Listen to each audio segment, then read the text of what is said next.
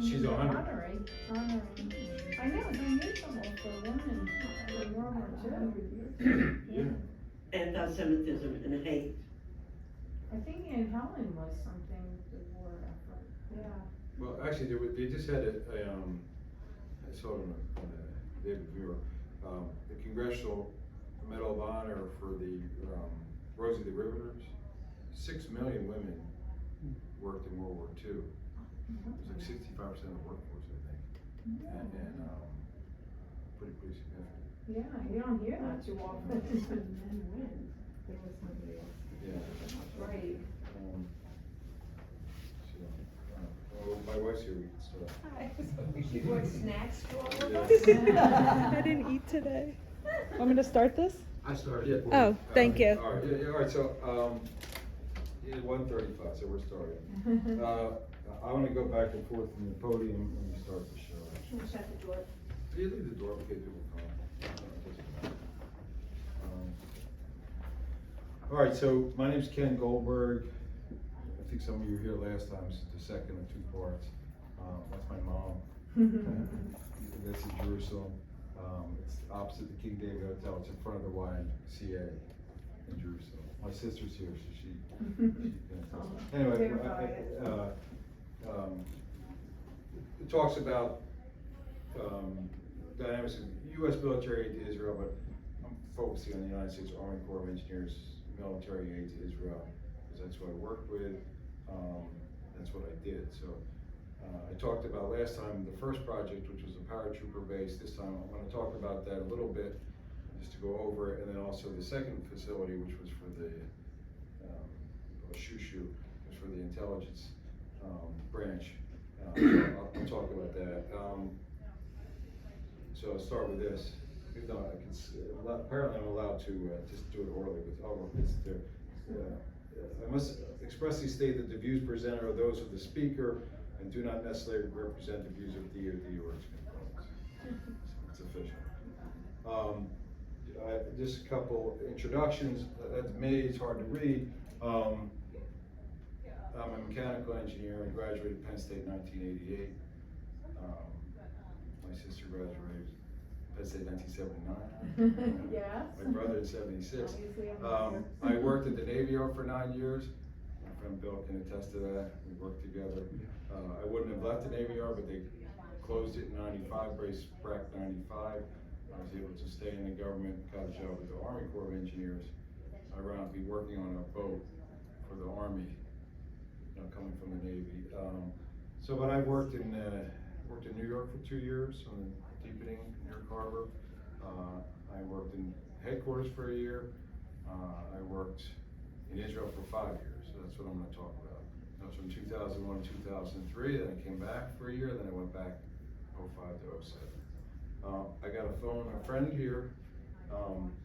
Colonel Mike Bliss was the district engineer when I was what's called the deputy district engineer in civilian equipment. Mike's retired as an 05 as a lieutenant colonel. I guess I could probably read that, but well, just 22 years of active duty. He's a legit warfighter, was in the invasion of Iraq. We have pictures to prove it. I'm gonna just kind of engage Mike a little bit. And also, if you guys have any questions or thoughts during the talk, just engage us. And I'll try and, we have an hour and 15. I'm gonna try and end at 2:30 we can have some discussion. So that's Mike, and then I think this is a nice picture of me and Mike. This looks like we're deployed. It's actually on it's Penn's Landing. It's on the Merthyr, which is a LPD. It was commissioned at Penn's Landing. Nancy Pelosi commissioned it. John Merthyr, I don't know if I have a slide here. Okay, yeah, John Merthyr was a pretty powerful congressman upstate Pennsylvania, big rainmaker. Anyway, they named the Navy boat after him. And what I kind of like about that, I don't know if you can see it, but the ship's motto is "Make a Difference." Actually, I have the belt buckle. I think it's a cool motto, and anyway, so that was on board. I think it was an Osprey, I guess, probably. Maybe, I don't know what it was. The what? An Osprey. The plane, yes. Yeah. That's the tilt rotor. it's a Navy it's a Gator Navy boat, so the Marines deploy on it. Anyway, so I said, I'll get into it, but that's Mike there on the left, right? Yeah. And then you guys are in action there. And then he gave me this slide, and I'm like, well, what the hell, who's driving the truck? So I don't know, what's the story behind that? Just press. The press was embedded with us in 2003, really since the first time since Vietnam.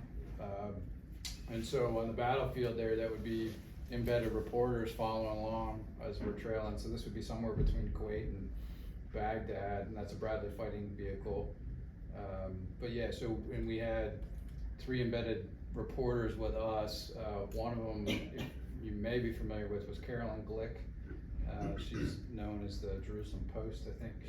I'm gonna show it. Show her, but she was actually embedded with us for the duration. She's pretty hardcore, very pro-Israel. Yeah, so, and American, she was born in, out in the Midwest, but has repatriated and then joined us during the fight. So anyway, I think she's dual now.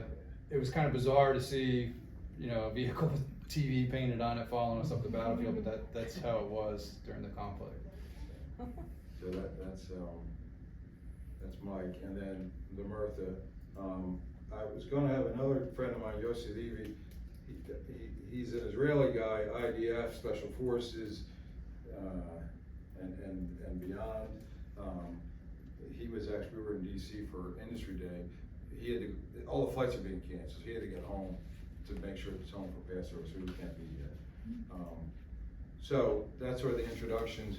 I guess my goal here is, I'm gonna talk about Israel, Army Corps of Aid to Israel, but since I'm the Army Corps of Engineers, and now I have a former DE with me as well, I talk a little bit about what the Corps of Engineers does, and then also a topical event, which is the Key Bridge response. I have some interesting slides about that, and then I'll get into Israel.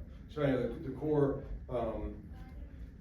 it's a major command. It's headed by a 3-star general, major commander of the Army, like you know, Southcom, like CENTCOM. So it's a pretty big deal. Mike, as an engineer, you know, actually, like, they're the sappers. They go into war and they do the engineering activities as a warfighter. But the big portion of what the Corps of Engineers does is civil works, and we're appropriated funds. We're more actually an arm of the Congress than the Army from that perspective. But we still do a lot of MILCON work. That's 27%. Support for others is like FEMA, and then overseas work like I was doing. So I just kind of break it down. Military programs, that's a big, obviously, a big thing. So we do construction for the Army and the Air Force. So the Army needs a hangar. The Air Force needs a hangar, Army doesn't need hangars. All sorts of stuff. So I just like Dover, for example, actually a big project with the Mortuary Affairs Center. Any overseas serviceman that gets killed in action or otherwise, they come through Dover. So when the president comes, he goes to Dover to greet the remains. So we built the Affairs Center. We're doing a school. This picture actually is a hangar that's under construction. I'll show you a slide of that. Toby Hanna is another Army facility, joint base. There's actually four I think Coast Guard there as well. And then we do stuff for the Navy, actually the Navy. So this is a good example. Dover Air Force Base Hangar 916. They had a ribbon cutting, I think, tax day, Monday. You know, Coons was there, and Earl Seas, what's the other one? Carper, Senator Carper, and our colonel was there. So Hangar 916, I'll read it. The first hangar built in Dover since 1983, and the only hangar that can handle the C-17 and the C-5. That's the huge. You see them occasionally in the C-5 Galaxy. It's massive. They have a fuel cell capability, and they can handle the C-5M, which is a super Galaxy, which is even bigger. Dover has 18 C-5s, 13 C-17, Globemasters, second largest in Air Force inventory. So that's like kind of the MILCON. Civil Works, navigation is primary. This is the Delaware River from Philly to sea. We do that. We do dredging. It's primary mission. One of the things we do with McFarland, that's a Corps-owned hopper dredge, 300-foot hopper dredge, actually as old as me, it's 58 years old. We're in the process of procuring a new one, $250 million, being built in Panama City, Florida. The Speeds is a 63-foot aluminum catamaran survey boat, the C&D Canal, it stands for Chesapeake and Delaware Canal, that's Chesapeake and Delaware. So there's a canal that if you go on south on Highway 1, you've been over our bridges, we have 5 of them. We also maintain the canal. Primarily, sort of ironically, this C&D Canal, it primarily serves the Port of Baltimore. We service at Philly, I don't know how because I guess it's in our NOR, but the ships come from overseas, and rather than go up to the Chesapeake, through Norfolk area, that they'll take the shortcut and come through the canal. Primarily it's car carriers, that's the big one, and now with the Key Bridge, it's a little more important. The other thing that's big with the Corps of Engineers in terms of civil works is coastal, so all the dunes, 127 miles of dunes in New Jersey, also the entire state of Delaware. We build them and maintain them, sometimes controversially, but Philly has from Manasquan to Cape May, and then also all of Delaware. New York District has north of Manasquan. That's Giants territory, we don't go there. So this, I said the sort of a topical event. This is the Key Bridge, Francis Scott Key Bridge, I-695 in Baltimore.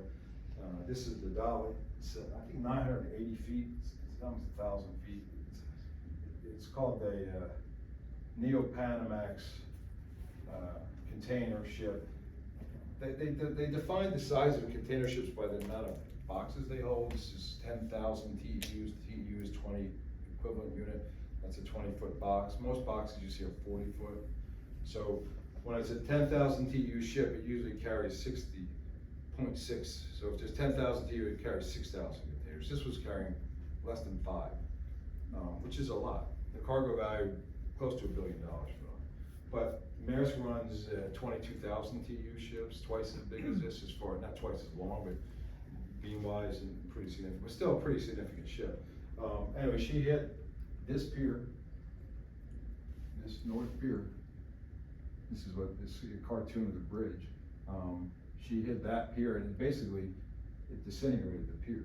As soon as that happened, this design was critical failure, so all this truss failed. So when you're there, you see, I call them the Dukes of Hazzard rims. These are still there, but the bridge itself fell into the channel. Did they find the car? I think last time you said that they. They found a few cars, trucks actually. Or the people that were in it that were missing? There was 8 guys on the bridge, potholes, crew. 2 of them, I'm not exactly sure what happened, but 2 of them survived the night. One was actually on this portion, that ramp portion, and the other one went in. So they survived. Then there was I guess was it 6 others, and they recovered 2, so I think it was 4 still missing. And they're buried under the debris. Like we talked about that, we talked about the speeds. That's a better picture. 63-foot catamaran. The Dauntless is a CR. It's a 30-foot, very shallow draft. So we got called. The accident happened at 1 a.m. on Tuesday. We were down Wednesday morning, and then the Colonel Esther Chazen, it's my sister's name, Baltimore District, and the captain of the port, David O'Connell, called us and said, "Can you start serving now, today?" So we said, "Sure, that's why we're here." But there were divers and they were looking for bodies, certainly immediately. So they said, "Well, you can't." We couldn't survey until 6 o'clock at night, but so we could survey at night, so we did. So one of the things that we were, and this is in Baltimore District, so we were just assisting Baltimore. We were giving them the data, and they were issuing the reports. Well, what we did that first night, or that first evening, this is the Federal Channel. It's 700-foot wide, 50-foot deep. And, it goes right under the bridge. So we surveyed both sides, and the Dauntless actually got over the bridge, and we cleared. There was no impact to the channel. Like no containers fell off, nothing. There was no navigational problem except for this problem. So we cleared that. It doesn't matter because nothing could come through. But we also ran surveys east and west. This is called Hawkins Point, and this is called Sawyer's Point. So we surveyed those. You wouldn't think there would be any impact, and there wasn't. This is an 11-foot deep draft, and this is a 14-foot deep draft, so we were able to open a channel. That Wednesday, we were to give them the data, the Coast Guard had to put buoys in, but I think Sunday, they opened Hawkins Point for barge traffic. 14 feet, I mean, it's a 50-foot channel, the dolly is drafting 48.5 feet. So obviously, you know, these aren't good enough for that, but good enough for barges and certain traffic. So we did that. And the plan right now is to open what's called a limited access channel. That's to this is like east but north. You can kind of see it here. That's a 35-foot deep, or maybe up to 41, 280-foot wide, so about a third of the width of the channel. And our chief engineers made a commitment, pretty aggressive, that we would have that open by the end of April. And the way, the concept behind that is to remove all the steel, all the truss, and what fell, the bridge just fell straight down. And actually it sunk into the mud, so there's actually a lot of navigation capability above it. There's nothing sticking up except for the steel. So as soon as we can remove all the steel, we survey it, they'll be able to take car carriers through. They drift like 35 feet, which is not insignificant. And all the ships in the port, they're stuck with all their cargo, so they can't go anywhere. When are they gonna be able to remove the ship with all the boxes? Well, they also made a commitment that we'd have it, the whole channel by the end of May. So, it's a good question, Diane. The plan, the sequence, I don't know if I have that slide, I think I took it off, but the sequence of operation is open this channel, take all the steel off the bridge, take the steel off the ship, because it's actually pushing the ship into the mud, and refloat the ship, and then, it's damaged, but with tugs, and they should be able to move it by the end of that. And then once they do that, we'll clear the channel. And so, interesting enough, I know we're gonna get into Israel. When will they have the new bridge built? That's not my. That's federal highways. It's a new bridge took 15 years, but I think they'll probably do it in 5, or probably fast track it. But they gotta design it. They gotta. It's not a short time. Was there any talk of dredging the existing shallower channels, the 11 and 14 foot, to make it more You access? sound like a contractor. Don John proposed day after it happened to dredge a 50-foot channel here, 100,000 cubic yards of material where they know where to go. But they just pay us, we'll do it. So that was talk, but this will be open, so they don't need to. Okay. And it's a lot. That's a very difficult. Just to give you an idea, that it's 50,000 tons, 3,800 dump trucks. That's a lot of steel. One of the tools they're using to do that is the Chesapeake 1000. This is the crane. You can see 1,000 is for 1,000 tons. So they're lifting like 500-600 tons. If it's a lot, it's fine. It's a lot of. That's pretty big. Your car's 2 tons. So that's down there. Yeah, Mike. How do they cut the steel? They're careful. Well, Oh, they're using torches, and they actually have a big shear. That's what I Hydraulic was shear thinking, they're a big using, shear, yeah. and they're sparking it, and they're, underwater, they can't use, they must have to be using shears and stuff like that. A lot of it's busted or up, and Right. actually the deck, which is concrete and asphalt, that's separate. The steel's sort of, fortunately, by itself. There's no roadway attached to it anymore. Okay, so roadway's the at deck bottom. fell in. The deck fell in, and like I said, so interesting. So the Chesapeake 1000, I was in DC killing some time, and I went to the Spy Museum yesterday, or 2 days ago. And this, I don't know if you guys know about this, but in the 70s, the Russians lost a submarine. And CIA wanted to recover for the code books and for the nuclear reactor and for the nuclear missiles. So they devised a plan. They got Howard Hughes to say he was building a ship to mine magnesium nodules. So they built the Glomar Explorer, which the CIA paid for. And in order to build the Glomar Explorer, they had to build the Chesapeake 1000, which was called the Sun 800 at the time, for Sun Shipbuilding. So the crane that's being used to recover the debris for the bridge was built for the CIA to build this Glomar Explorer ship, and it was kind of interesting, the notes, so I never knew where this phrase came from, but this says the Glomar, this was in '75, it leaked that actually it was the CIA building the ship, not Hughes. So this says the agency considered, all eyes turned to the CIA. The agency considered its options. It didn't want the USSR to know what it had or hadn't found. So staff crafted a now infamous response. We can neither confirm nor deny the story. So that's where it came from, 1975. It didn't exist, that statement didn't exist before 1975 until, it's kind of a cool thing. And obviously, it's been in movies and everything like this, but this is kind of funny. Their first tweet in 2014. We can either confirm or deny, this is our first tweet. So that's where it came from. And then when I was there, this is unrelated, we'll get to Israel. I just read this guy wrote for, he was a code breaker, he actually lied about his age to get in the Navy, and this is what I thought was interesting. He said, stationed at Pearl Harbor in 1941, his guilt at not having predicted Japan's surprise attack drove a determination to decipher the Japanese radio traffic. So like, rather than, he felt guilty, but he actually turned, he's the one that broke JA-25, which was this, the Admiral's Code. So I just thought this was an interesting life lesson that, you can have the adversity, but it's how you respond that matters. So anyway, that's that. We're gonna get to Israel. So that's why we're here. So Israel, another interesting museum I went to. I was in Fort Leavenworth, Kansas, about a month ago, and the Harry Truman birthplace in Independence, Missouri.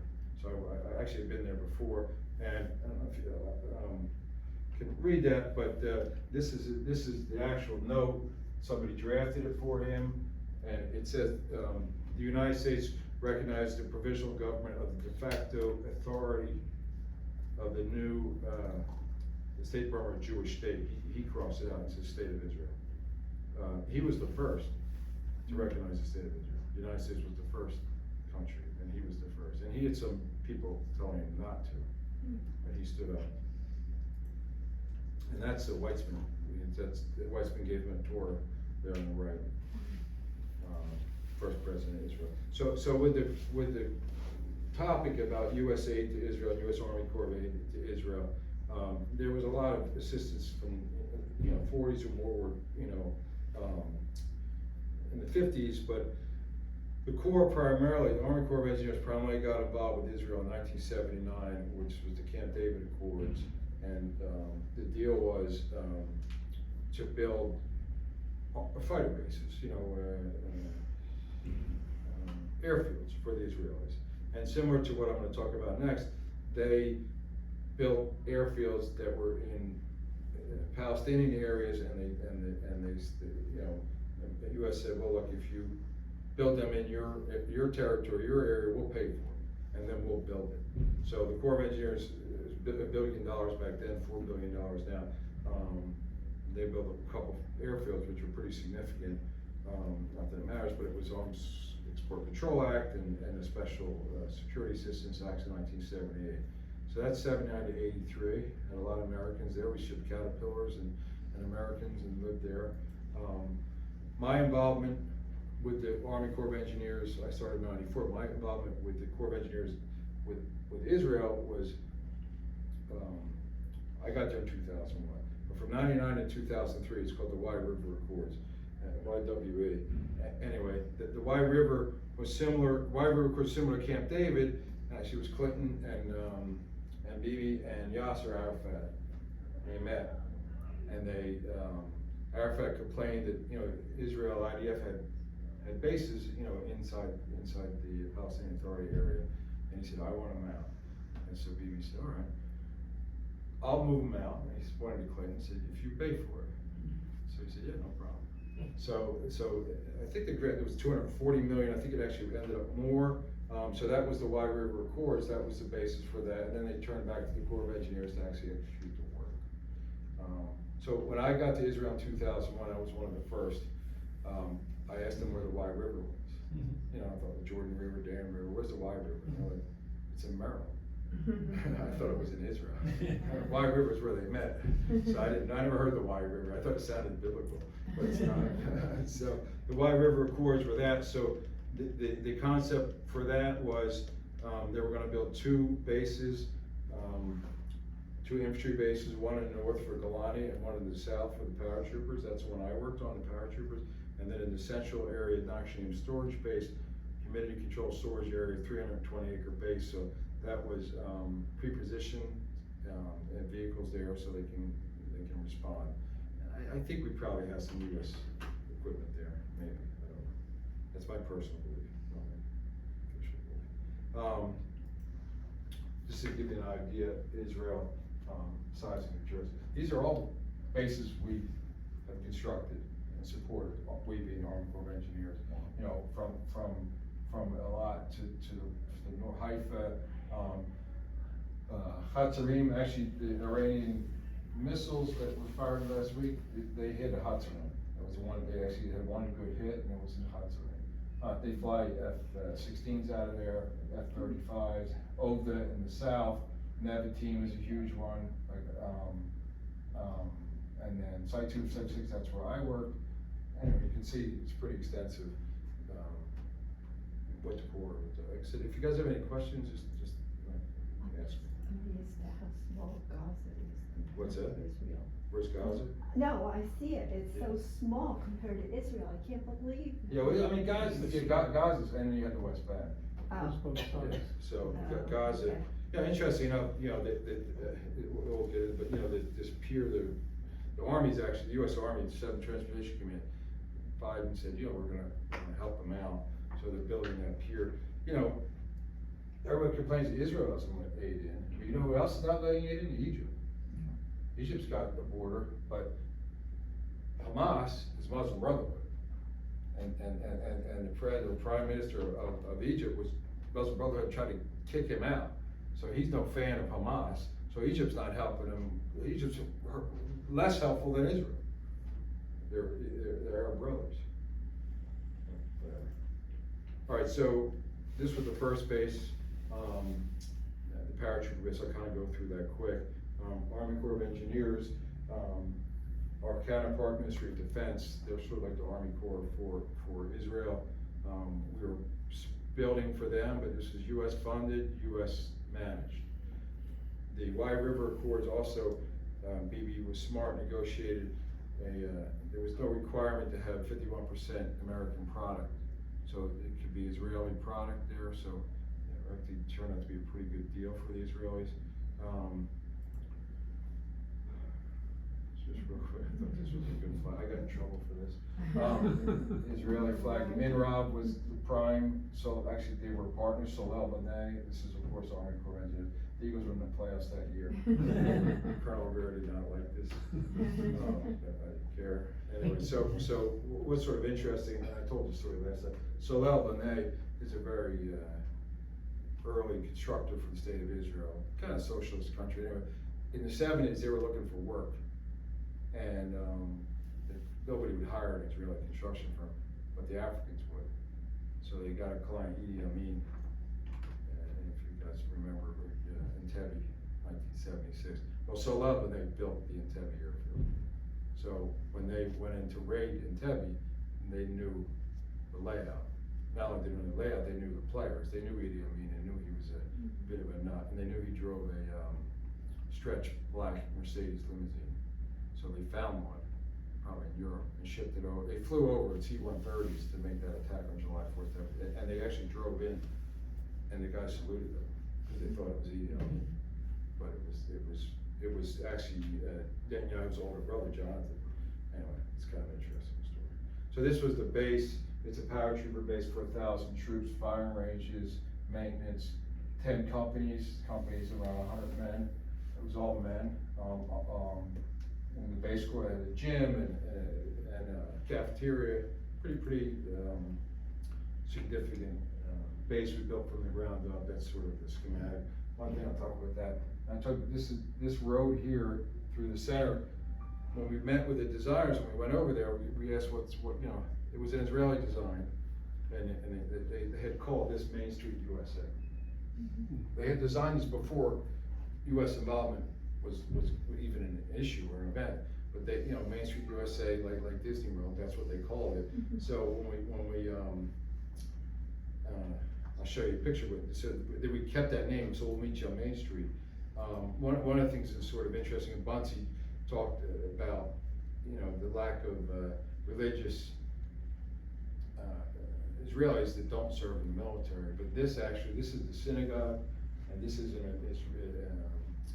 religious company. So they actually had Orthodox soldiers, and so they obviously were very interested in dedicating the synagogue. What was kind of interesting in this, so the project was 40 million, it should be 400 million, but we all use Turkish and Chinese workers, and then, of course, all US paid for it, but the day after we delivered the base, and actually this was the day they were dedicating it, and the chief rabbi was there, and I remember he did the mezuzah, and it was a big one, so he did it with a power screwdriver, power drill, and he put the mezuzah on. Anyway, the Israel, what's that? Being non-Jewish, Yeah. can you explain to me what that is? The mezuzah? Yeah. Yeah, I mean, it's probably one on here. The mezuzah is that you put on the doorpost. You see in Jewish homes, where it indicates it's Jewish, I guess. And you Okay. actually do it even in living areas. You don't do it in a bathroom. So the mezuzah is like a dedicated. So the synagogue is occupiable till the. Anyway, so what was I was like a month after we gave them the keys. Went back, and all the buildings had been, you know, this building was bought and paid for by, you know, Mike Bliss of Cherry Hill. They sold naming rights to all the buildings. Okay. This is kind of an idea of the finish. It's pretty nice. This is the enlisted dining area. This is when I got this was actually these are all kosher MREs. They were overstocked, so they gave them to us. That's what I ate for a while. They weren't bad. And then this was a tower. I think I talked about that. Actually, that's me at the top with the Israeli flag above the Army Corps flag. They liked that. The soldiers liked that when I did that. This is the 100-meter ranges. So these are they're actually training on that. It's kind of the reason I'm showing that. It's actually a good action shot. But this is the condition of the desert. It's in the Negev, you know, most of the time. But since it's Passover, then it's kind of interesting. That was the Negev in the spring. I mean, obviously cultivated, but you know, it's pretty amazing that the desert would bloom like that. And they would give you scissors, and you cut your flowers, and they would charge you, you know, that's how you would pick the flowers. So Sig actually was one of the engineers with us. You had mentioned earlier you had something that was humidity controlled, which kind of surprised me being in the desert, but I guess. Well, Nashadim is a humidity controlled storage base in the central. In Tel Aviv, it's a little more coastal. Okay, but I didn't realize even anywhere in Israel would be high humidity. It's very high humidity. It's very, yeah. And although the Negev is quite dryish, but when there was the barracks were air conditioned.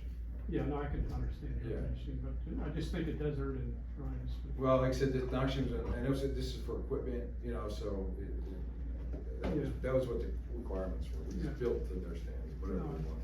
I don't know if anybody's Hebrew is any good, if you can read this. No. America's a con. America's here. So that's the base. This is Israeli paper. This thought was cute. America's a con. And actually, when the head of the power troopers dedicated the base in 2003, there was a lot of old timers were complaining that these recruits are having it easy because, you know, we had to live in tents in the mud, and you know, these guys are, you know, I'm not gonna say what they call them, but the general said, listen, I've heard these complaints, so, you know, and he said, no, I understand that. He said, but now they have hot water, they have air conditioning, it's ergonomically designed, there's nothing to do but train. you can't complain about the conditions, so I actually turned it around, I thought it was quite clever. Actually, the guy, his name was Cook, but he eventually became chief of staff. The paratroopers, modeled after the American paratroopers, that's the red boots and the red beret. The first leader of the paratroopers, Ariel Sharon, was the first. Yoni Netanyahu, Entebbe, paratrooper. His brother Bibi was Sarah Makal, which is also a division of paratroopers. While I'm showing you this picture, I said Main Street, USA. So we made him, actually I made him a sign, I didn't make it, I paid somebody to make the sign, and then it was stolen in the first 2 weeks in someone's basement. But Vicky, our secretary, she made a new one, it's been there for, we delivered in 20 years, it's still there, Main Street, USA. So anyway, this guy, his name's Aharon Aliba, he's 2 falafels, that's lieutenant colonel, this guy's 3 falafels, that's a colonel. There's not a lot of generals in the Israeli army quantity-wise. There's only 1 3-star general, a chief of staff. Our chief is 3-star. I don't know how many 3 stars in the U.S. Army, but there's a lot, right? So it's kind of a big deal when you become general. So I'll talk about Aharon in a second. So I like this picture. There's Aharon with the red boots. Adom, he's not a paratrooper, black, he's a general. His dad was a general. He's a pretty significant guy. He's carrying an M4. Orly was a major. She retired as a general. She's now head of Avalon Highways. Very smart. The 2 guys in orange hats were the contractors. And if you notice, Orly's wearing her right hard hat. I'm wearing my right hard hat, Corps of Engineers. These guys all wearing my hard hats. I didn't get any back. I kept the best souvenirs. And so anyway, so Aharon, you know, I became quite friendly with him. He's a really great person, great officer, great soldier, pretty accomplished even in 2003. And you know, I was back in Israel for Mofado, so I actually had lost touch with him.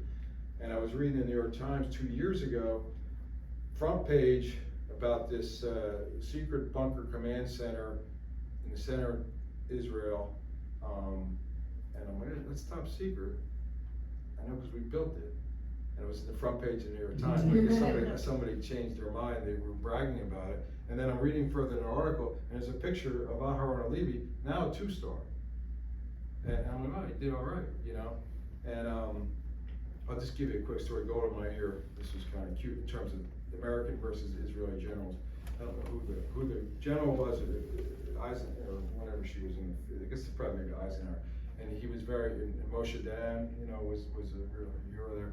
And he said, listen, she was prime minister, you know, I'm very impressed with your generals and how you do. He said, I'll trade you 3 of our generals for 1 of yours. And she said, yeah, no problem. I'll take General Electric, General Foods, and General Motors. So anyway, so Aharon became a 2-star, which is pretty cool, and he was head of operations, which is a pretty significant job. And then I followed him a little bit, and then you can only get promoted to a 3-star if you become chief of staff. So they kind of rearranged it, but they actually they promoted him from chief of operations, head of operations, to head of military intelligence, which is a big deal. Except when you are head of military intelligence on October 7th, and it's a total failure. So I just, once again, I saw him in the news. That's why I wrote a little bit more tired than he was in 2003. Until he says he bears full responsibility for not warning a Hamas attack. He took responsibility. His name's Halevi, he's the chief of staff. He took responsibility. The head of Shin Bet took responsibility. I said I'm not going to be political. The only one who didn't was the prime minister. So what does it mean when they take responsibility? Well, that's a good question. That's a good question. So, you know, like after World Central Kitchen, I mean, actually Bibi even said we take responsibility. The current approach from both a public affairs perspective and a practical one is, you know, when people say, well, who's responsible? Even internal to Israel, they say, listen, we'll win the war and then we'll do an after action report and then heads will roll. So no heads are rolling. Chief of staff's not rolling, Amman's not rolling, the Shin Bet, they're all still in power. And there's a lot of debate in Israel, and I think probably maybe it's an interesting one, where they say, well, look, these guys are compromised now because they have guilt and shame for what happened under their watch.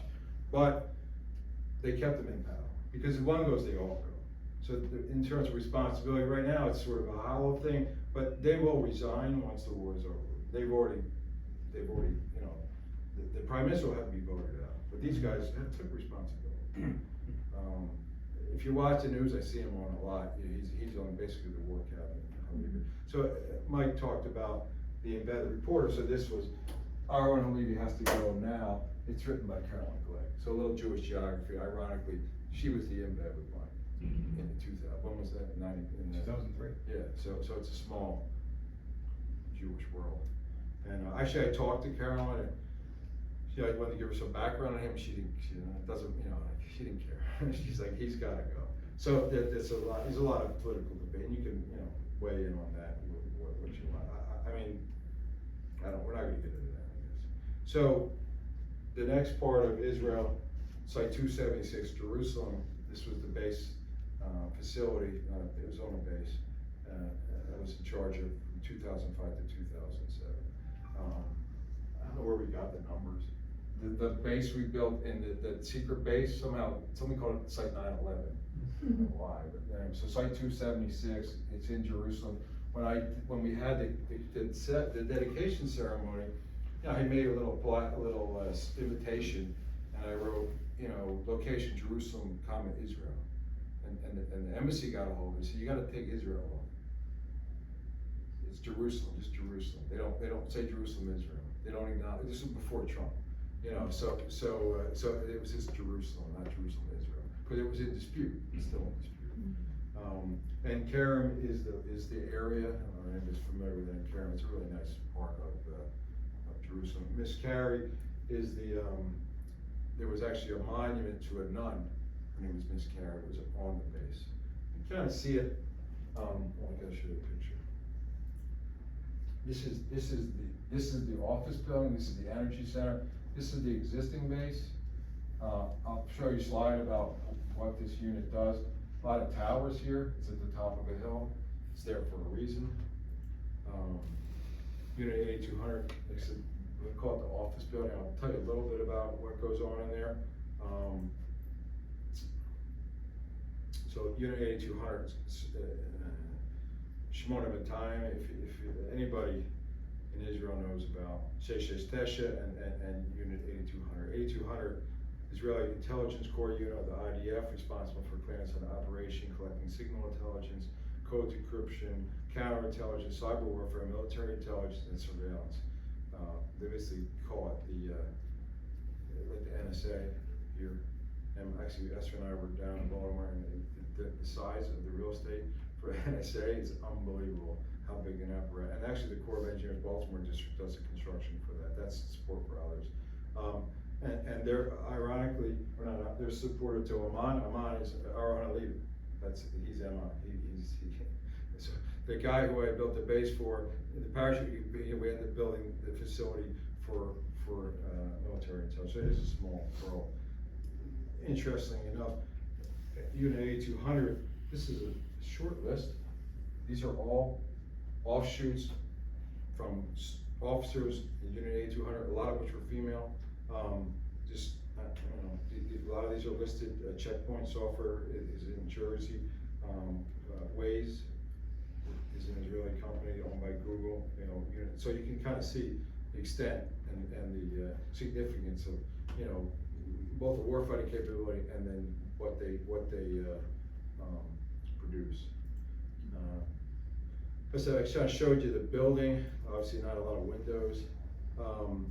They collect intelligence, and they collect open source. They collect anytime they make a raid, they take phones and computers and they bring it here, and then they decrypt it and they decode it.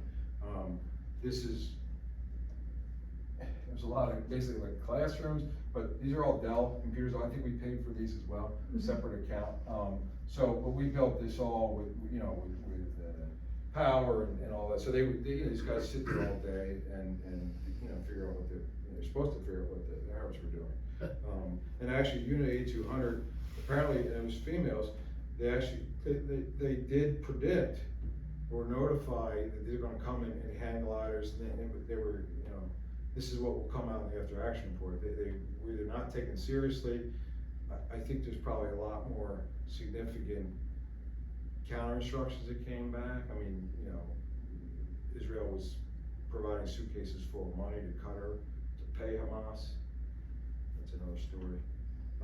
So anyway, so this is Todd Semonite. He was a 1-star at the time. He was NAD. He became a 3-star and the chief of engineers at some point. This is 2007. That's the entrance. It's a really nice building, actually. I think I showed you the one that this. So it was 6 floors, but between every floor was basically a cable tray floor. So these are all these cable trays. That's how much wiring was going on in there. I said that's the entrance. When I would drive there, because I lived near Tel Aviv, there was a sign, you know, say Jerusalem 10 miles and Elvis 3 miles. Elvis. Like, and so one day I said, well, I got to find out what Elvis is. And it was the Elvis Inn. Actually, there's a statue of Elvis. So if you ever go to Jerusalem, you got to go to Elvis. And we have a bottle of wine. Mommy has a bottle of wine I bought from Elvis. I'm sure it's not good. So this is kind of the travel log. So that's kind of what we did, the Corps of Engineers did. And of course, we actually had an industry day in Washington 2 days ago with 150 people in attendance, contractors. There's a lot of work, obviously, already scheduled for Israel. Post-war, there'll be a lot more. So that, You keep saying post-war, when the war is over. Are you being optimistic? well, I don't know really what that means. You're probably right. I mean, it's sort of an ongoing war, I guess. I don't know. I mean, when you know somebody, you know, mission accomplished. You know, whenever somebody decides to declare some sort of maybe ceasefire or something. I don't know. That's a good question. I'm saying at some point. I'm just saying that's what they say after win the war, and then we'll figure it out. Alavai. Huh? Alavai from their mouth to God's ears that there will be no war. Well, there's not, I mean, like I said, we're not going to go into politics, but I mean, it's a blood feud, so it's going to be hard to win that war or a war like that. So, if you guys have any questions about in general about Israel, USA. How many soldiers were in these bases? Well, the first one was 1,000. There's 10 companies, 100 soldiers. It's a squad, platoon, or platoon squad. I forget how the same. Squad's the smallest. Yeah. Huh? Squad is the smallest. Yeah, squads. So 2 or 3 squads, squad rooms and 3 squads, and it was a platoon. So platoon was 100. 3 platoons was 1,000. 1,000 soldiers being trained, probably 200 staff, both female and male. And ironically, I showed you the firing ranges. All the sniper trainers, all female. They're better shots than the guys who listen to them. So maybe trying to impress them. But so that was, and then I can't really tell you how many are in the office building, but you know, 6 floors. It's pretty good amount. Well, the bases that are in the negative, they're Air Force bases, right? Most of them. Well, they're trying to decentralize. They have a lot of valuable real estate in central Israel and in Tel Aviv, so you know they're trying to sell that off and move, you know, centralize to Beersheba area and south. So, and actually we're helping the Army, the Corps of Engineers is helping to take that and you know, Ben Gurion's mission was to cultivate the Negev. And I was there 20 years ago, and then the last time I've been in Israel was 2008, and it had improved a lot even over that period. Now, Ben Gurion University is there, and the hospital, Soroka.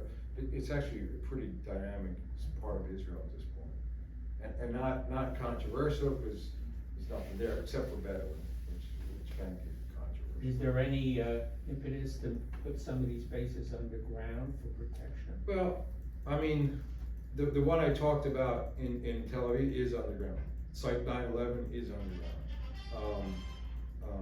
But for the most part, not like the Hamas, like tunnels and all, and like they're not. So I'm trying to find a picture. I don't think so. I mean, the air bases can't be underground. So I mean, maybe the hangars they bunkerize those or something like that. Well, I'm wondering, do they keep some of the atomic bombs, hydrogen bombs in these places exposed? Somebody wanna answer? There was a, I remember there was a grain silos in the desert. I don't think they were grain silos. You know, but yeah, I don't know. I mean, it's also, I can either confirm or deny it, right?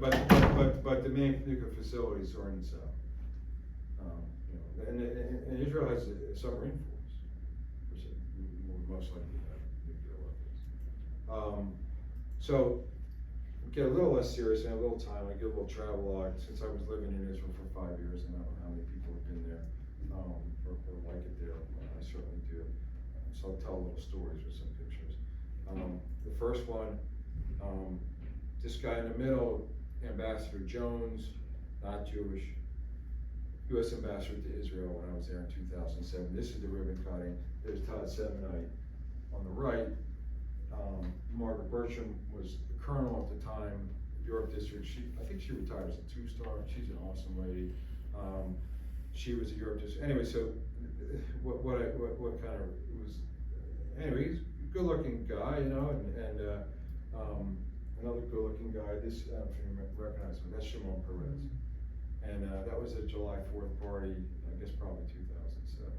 And the reason I show that, and I show Jones, and this is once again personal, not DOD or State Department, but on September 11, 2006, I was there, a 5-year anniversary of September 11th, and they had a pretty significant event for that 5-year anniversary of 9/11 in Israel.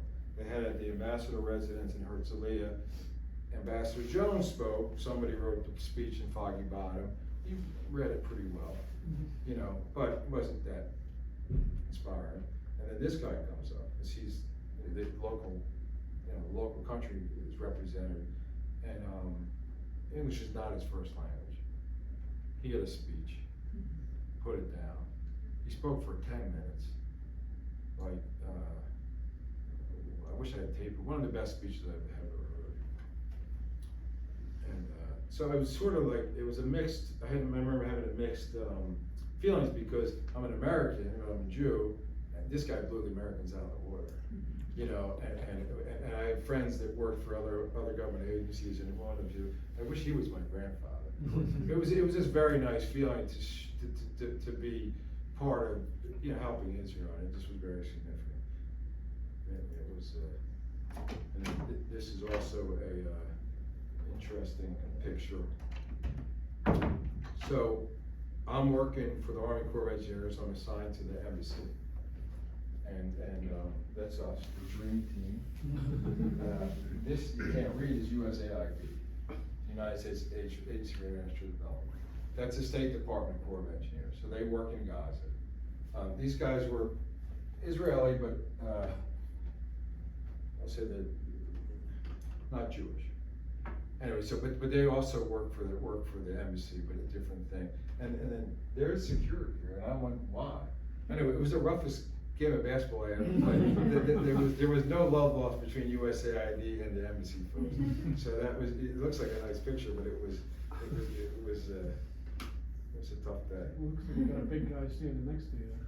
Yeah, that guy he wasn't a good player though, but he was, I forget what his role was, but yeah, we weren't playing for money.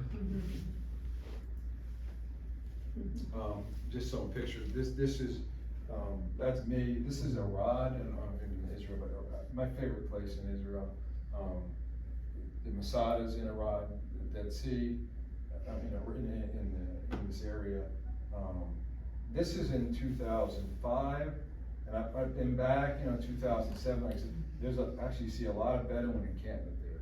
I mean, I kind of like this now because it was dark, and but it's sort of, even that has modernized. And then this is my sister in a bazaar in Jerusalem. That guy was funny. This is my cousin, Zalman, Danny Goldblatt. He's 11 kids, and this is 9 of the kids at the time. Esther and I went to visit him, actually, this was New Year's Eve, it's December 31st, it said. So, anyway, so I think it was Friday, Shabbat, and all the stores were closed. So we wanted to get them gifts for the kids, so the only thing was open was Office Depot. So we went and we got them all backpacks and filled them with, and actually it was a good, It would be good great, thing. yes. So, and what's kind of funny about Zaman, so Zaman, this is 2005, so that's 20 years ago. I'm 58, he's probably 63. So he was probably 43 then, and I hadn't seen, this is 2005, I hadn't seen him probably since, 20, 30, 25 years. And my cousins Alan and Tommy said, well, they were in Israel, we're gonna go visit Danny, you wanna go visit? I said, sure. So I knew Danny's he was like, I was 10, he was 16, and didn't have a beard and all that. So I saw Danny and I'm like, you're Joe, you're Uncle Joe. He looked like my uncle, like his father, you know, and that's, anyway, so that was, it's kind of funny. And he's still there, I think he's got 13 kids now. Religious, obviously. Actually, he lives in a town called Modi'in Elite. I stayed there. I said a story about that too. Anyway, I was there. I don't forget who, but they wanted this Flat Stanley. I don't know if you ever heard of Flat Stanley. You're supposed to take pictures of Mick Drive. This is Mick Drive. And so I put Flat Stanley there. And then actually this is me holding Flat Stanley. We had armored cars, which were stupid, but yeah, we were driving Hyundais, which were much more anonymous, and they give us these Suburbans, you know, with like the tailgate had reflective tape. I'm like, this is good targeting. And the air conditioning would break on them, and they were bulletproof windows, so that wasn't fun. This is my mom and dad. They came in 2003. And actually, it relates to the armored cars, because they didn't want to come in 2000. It was Intifada 2, and Penny, one of the colonels from this IDF, they said, "Mom, like that, we're not coming." He said, "Give me the phone." So he talked to my dad. He said, "Well, I'll have him pick you up in an armored car, drive you around in an armored car." So I don't have that convinced them, but we got free parking at the airport. That was good. It was just kind of a nice picture. Actually, I have a picture, I couldn't find it. It's my dad on a phone there, which is a very Israeli kind of thing. This is at Nakshim, that base, the humidity control base, and this is just a decorative, you know, like a retired tank. And the battle tank, it's called Merkava. Merkava is the Israel, and they designed and built their own tank. And I kind of thought it was interesting. I don't know if anyone knows their Hebrew. It's biblical. Merkava in English. It's in the Bible. It means chariot. So that's how they got their name. It's chariot for God. They're a very strong armored force, the Israelis. These tanks, they have a rear door and they have the engine up front. They were designed to protect the crew. When you're in Israel, I couldn't go to Lebanon, I couldn't go to Syria, but I could go to Jordan. So I went to Petra. If you ever go to Middle East, go to Petra. It's amazing. This is called the Treasury. And then it's in Indiana Jones. Anyway, when you go to Petra, and I wish I didn't know, it would have been really interesting to be more. But you walk through this canyon. You know, it was cut through water, and then it opens up, and then there's this lost city of Petra, which is carved out of. There's nothing really inside these. They have some like things where they live, but it's a wonder of the world. I think one of them. And this was just something crazy. This was in Amman. I'm like, well, what the heck? That's real. I mean, that's the, you know, like a gyro. It's like, that's got to be like it only lasts like 6 years. Like, I don't know. Yeah. But I mean, I've never seen anything that big. So and I'll show you something else interesting about Amman. So I'm in Amman, Jordan, and there's a Philadelphia jewelry store, Philadelphia electronics, all these Philadelphia stores. I'm like, there's Philadelphia. Oh, I have it. It's in my office. I have Philadelphia beer, brewed in Amman, Jordan. I'm like, what are you guys doing? And then I went to like a museum in Philadelphia. It was the ancient name of Amman. There was 10 cities. So Amman is Philadelphia. I mean, it's weird, but I didn't even know that. But that's Philadelphia, that's Oman. And then, of course, we get to do cool stuff. So this is actually the ambassador's residence, which Trump sold. I think Adelson bought it. This is his pool. That's a boat, put a boat in the pool. Yeah, and then they have all the Continental, the parties were sponsored by American companies, Budweiser and Continental Airlines, and McDonald's actually set up a little kitchen for the party.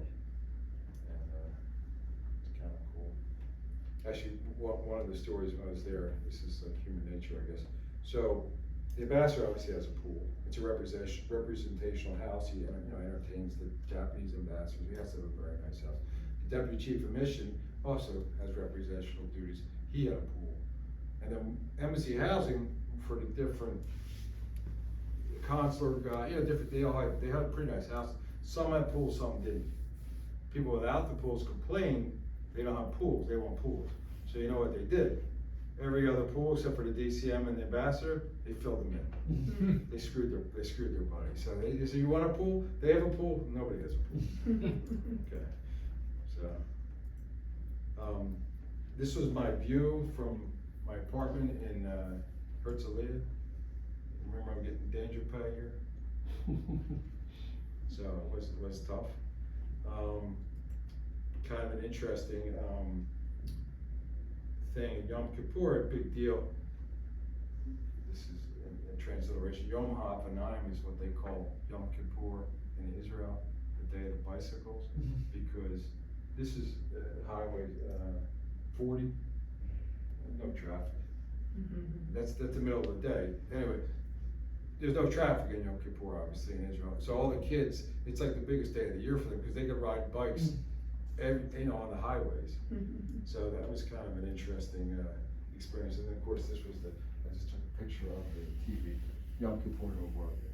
Nothing to do, but maybe just go ride your bike, or maybe go to synagogue. So this is an official photo without the Eagles flag. We've got 10 minutes so we can talk. A little interaction. Maybe Mike can talk a little bit about his experience as a warfighter in the Middle East. You guys have any questions or thoughts? No? Are you going back? I'm going back actually on May 29th, but just for a short visit. If the flights, they don't cancel the flights. I don't know, they're talking about bringing me back, but temporary for the evening, so I would go back.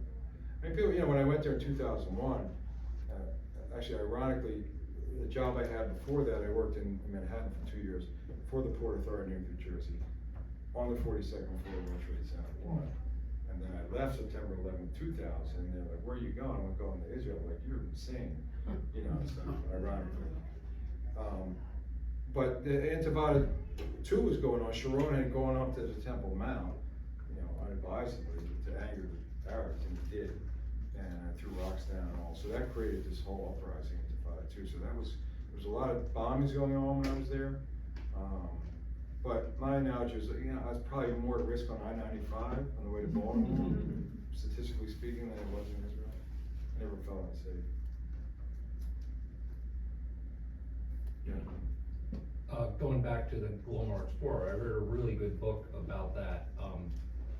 Forget what it was called, but they were able to recover part of the sub. Yeah, K-29. It snapped, It broke. and we only got part of it, but I think we recovered the remains of 18 sailors. They did. And we gave videotape, but gave them full military funeral burial at sea, kept all that, and then I believe we returned that to the Russians after the fall of the Berlin Wall. Yeah. To show that, Yeah, they buried the sailors at sea because they were worried about radioactive contamination. So that's why they didn't repatriate them. And I guess they didn't, also, when they did their recovery, it was before that article. So they were going to tell the Russians that we found your guys. Right. So the Glomar Explorer is a very interesting thing. And actually, I forgot to put up a slide here, but I read a good book. They said I started with the Navy, so I still root for Navy. Sorry.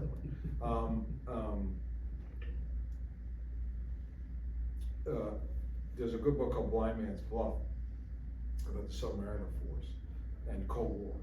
So what the Navy did, they realized they could intercept potentially international radio traffic from submarine cables that the Russians had, buried. And the Russians were so confident they couldn't be compromised, they didn't encrypt their signals. So the Americans devised a plan where they built these like mini subs that would go on these were diesel subs, and they would go and they actually would tap the line. They put a tape recorder on it. It wasn't real time, but they would put 30 days worth of tape, and then they would send the sub back, and the SEALs, they weren't SEALs at the time, whatever, the underwater demo guys, they would recover the tape recorder and take it to a place like Unit 8200, and then they have all this great Russian radio traffic. And one of the things that when they're trying to figure out, well, how are we gonna find them? How are we gonna find the cables? And this relates to us. One of the guys said, well, listen, when we go up and down the river, there's big signs that say, do not anchor or dredge undersea cables. So they said, well, just look for Russian signs that say, do not anchor or dredge. And that's how they found them. And they traced them from that. So it's kind of cute, but it's a very good book. Yeah, really good. And the Global Explorer was a very interesting expedition. I'll do this promotion now, and then we still have 5 minutes. On the May 2nd, I'm talking about the ship, the United States. It's not a military ship, it's a steamship, United States. It's at Pier 82 in South Philadelphia, has been there for 26 years. And I'm part of the conservancy trying to save it. So I have some interesting stories to talk about that. So that, if you're interested, that's here on May 2nd at 1:30. I think that's my last. That's kind of interesting. I don't know what the next international news event's gonna be under talks. It seems like, your first talk, you talked a lot about the Baltimore Bridge that got Right. hit, and you were directly involved and kind of an Right. expert in that. And then you have a talk here in a few days prior, and then you have Iran sending missiles for. Pretty much, I think if you're gonna talk about Israel, you pretty much always be talking about But I think you're, and actually. Oh, so what am I gonna do next? Well, yeah, and then you have May 2nd, but actually I think we're lucky to hear from you, and you've been an expert in both events, and I think the timing was kind of. Yeah, I'm glad people find it interesting. Alexa said she spread the word, so I appreciate that. Yeah, it's fun to talk about, like the pictures, it gave me a chance to go through some of my memories, it was 20 years ago. I really, Israel's a special place, being Jewish.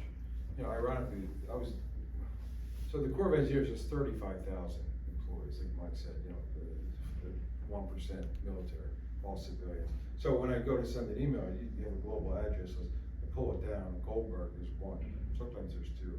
One of them was my niece at one point. So out of 35,000, there's one Goldberg. I go to Israel, my first meeting, there's 10 people, there's 4 Goldberg. So it's kind of cool. Does your family go over also when you go over for years? No, I talk to my family, see if she wants to go. It's not interesting. It was unaccompanied tour when I went there. So I was married to, not Cindy, to Nancy at the time, she stayed home. That's why there's a second wife then, because the first wife got. I can either confirm or deny. Although I met Nancy at Maloney's and I met Cindy at Roberts, but close enough. But we met down the shore. Yeah, I don't know, Bill, I don't know what's gonna be next. I mean,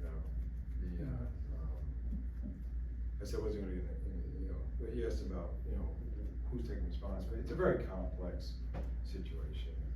And I'm pretty left leaning, even though I work for the military industrial complex, but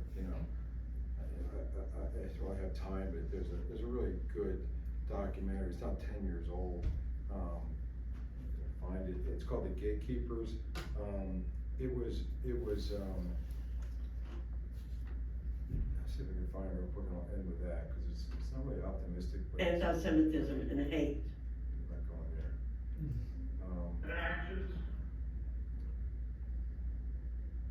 So The Gatekeepers, it was a documentary where this guy interviewed the 6 live heads of Shin Bet. Shin Bet, Shabak is the internal security, sort of like the FBI, but that. So they would watch the settlers and they would watch the Arabs, Shin Bet. And Shin Bets were, if you were head of Shin Bet, you did some killing, bluntly speaking. And they, basically, this is 10 years ago, but they said, listen, there's no military solution to any of this. And these guys were literally killers, and they all came to the same conclusion that, you have to negotiate. And I just thought it was kind of interesting. So I still think that, I don't know, Mike, you're a military guy, what do you think? What, with regards to the situation? How are we gonna solve this? How are we gonna win this war? I didn't prep him for this. Easy question. Yeah, so, well, for me, so I've traveled to Israel in 2019, and just a tremendous experience over there with all my military career. And I think what we wrestle with is our support to Israel. But in the current scenario, in my opinion, Iran has destabilized that whole region,